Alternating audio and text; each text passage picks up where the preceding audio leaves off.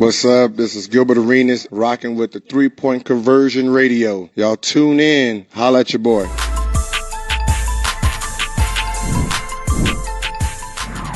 I know before the game you said you didn't want to use fatigue or the schedule or injuries or anything as kind of a excuse going into this one, but did it feel like maybe towards the end of that third quarter, start of the fourth, that you guys just kind of hit a wall and maybe just got gassed a little bit there in the second half? Yeah, it's hard to say, Sam. I mean, my guys are busting their tails. I mean, they're playing so hard right now. We're undermanned, down 3 starters, back-to-back, grueling season. But as I said, we're not going to use it as an excuse. I think there could have been some fatigue there in the third, but we carry on, we fight on. You know, we had our opportunities there. I thought our guys continued to play hard. I think there were just some mental mistakes there in the third quarter. You know, we turned it over. Carmelo hits a couple tough threes that really turned the game, but I thought our guys continued to battle. You know, they continue to fight.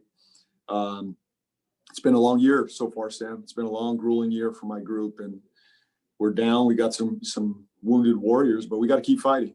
We got to keep fighting, and we'll do that. Thank you. Richard? Coach Borrego, Rich Walker, CarolinaSportsHub.com. Obviously, you got a little bit of a boost out of both of the Martins today. I mean, you talked after the game the other night that you wanted to give, spread out the minutes a little more. You're still down to 9 players. How did that minute distribution go, and how do you feel moving forward into Wednesday's last game of the first half of the season? Yeah, we played who was available. You know, we went 9 deep tonight. I played Caleb a little bit more than Jalen tonight just for matchup purposes, but we distributed the minutes around. I was okay with the minutes. You know, Terry's played high minutes. Melo even had 32 again tonight. But that's all we have. You know, this is our roster. These are the active bodies, and we'll continue to fight with who's available. And that's all we can do. But I thought I was okay with the minute distribution tonight. And we'll see what Wednesday brings us. I have no idea, who will be available then. But we got one more before the break. Rick Bonnell? Hey, JB, when Cody Zeller saw the second half schedule, he mentioned to us that he was kind of taken aback.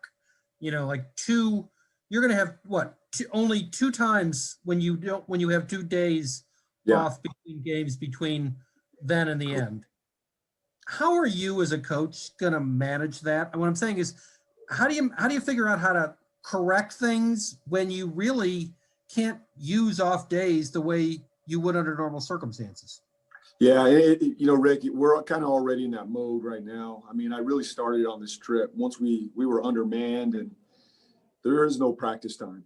It's walkthroughs, it's mental exercises, it's film, it's walkthroughs in the hotel. A lot of this final stretch is going to be about the mental game. I got to keep them off their feet. There is no practice time. Even those 2 days off, I'm not going to spend those 2 days practicing. I guarantee you that. I'm going to use that time to rest their bodies and get them ready for the next couple games ahead of us. So for us to finish strong here in this last stretch, the number one thing is staying healthy, keeping the virus away, and then getting our rest, physical rest and mental rest. If we can do that, we're gonna have a chance to finish strong this season. How do you think that will, if at all, affect how you use your rotation? Well, I don't know yet. I got to see who's available. But, yeah, I think night to night, we're going to have to go deep into the rotation. I can't play 8 guys or 8.5 guys a night. I'm going to have to do it with 9 consistently, and some nights 10, on back-to-back. So I'll just have to get creative every night, Rick. I'm going to really just have to read it from night to night. It may not be the same rotation every night, but the number one thing is to keep these guys fresh and healthy. Obviously, we have a 19-year-old rookie who's never been through this before.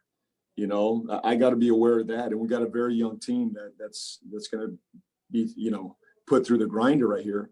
But we'll be okay. It's my job to manage them.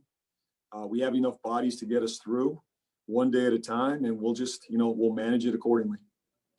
Thank you. We'll go to Danny and then Will. coach Dane Thompson for three-point conversion. Speak of your 19-year rookie point guard. LaMelo's like 30 points, eight assists, but most importantly, 4 steals. We talk so much about what he does offensively. Talk about what LaMelo did for you guys defensively, Simon.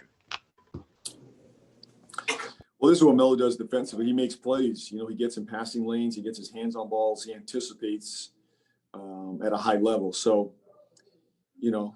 he does what he knows how to do on the defensive end. Obviously, we're continuing to work with him on all his schemes, but I thought he was very active tonight with his anticipation and his hands, and that resulted in 4 steals. But he's impacting both sides of the ball for sure.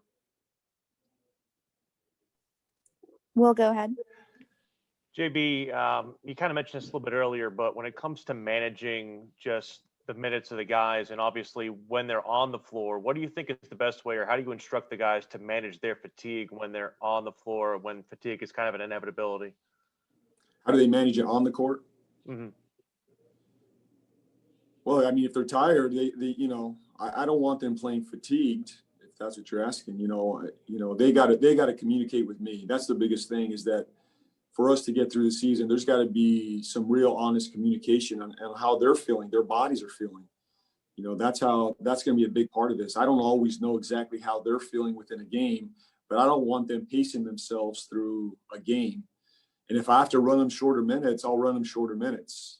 But when we play, we have to play hard and aggressively. And, obviously we have some guys that are down right now, but when we get fully healthy, we need everybody to bust it for the minutes that they earn. And it could be shorter runs, but if they're not up to speed and they're not feeling right, I got to have a feel and a gut feel as I manage them, but they also have to communicate with me.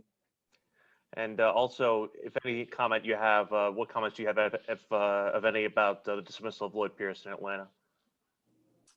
Yeah, I'm disappointed. I'm very disappointed. He's a heck of a coach. He's done so much for that community. He's a friend of mine. I believe in him as a coach, and it was just a disappointing day today for our profession. But he's strong. He'll bounce back. He'll be a part of that Atlanta community for many, many years, and he's done a tremendous job in that city and in that community. So he should be very proud of that. I'm proud of him too. Last question will go to Rod Boone. Hey, JB, you mentioned the mental part of it for the guys. I mean, how do you make sure that you're keeping them fresh mentally over this stretch here to just make sure that you don't wear them down, I guess, mentally, of course, because obviously that's just as important as the physical part out there to make sure guys are doing what you want them to do. It's a fine balance, Rod, because I want to teach, I want to coach, I want these guys to grow and develop, but my coaching staff has done a great job with me, making sure I'm not overloading them. I'm not doing too much, because too much can be a bad thing as well. And my former boss told me, less is more sometimes. We just got to keep it simple. And I think that's where we have to go the second half of the season, is simplify what we're doing and just do it harder and more aggressively. And I'm not going to try to add more to the mix here. We're just going to do what we do, be who we are, get healthy, and everybody pull in the same direction, playing extremely hard. If we do that, I think we could have a very successful second half. But my coaches are all over me right now. You can't do too much, and we can't have hour-long film sessions. It's just too much for the guys right now. There's a mental grind, a physical grind, and not only for us. I think everybody's going through it in this pandemic. This is mental health right now that we got to get through. So it's a big part, Rod. Thank you, JB. Thanks, JB. Thank you, guys. We'll see you guys over at the player.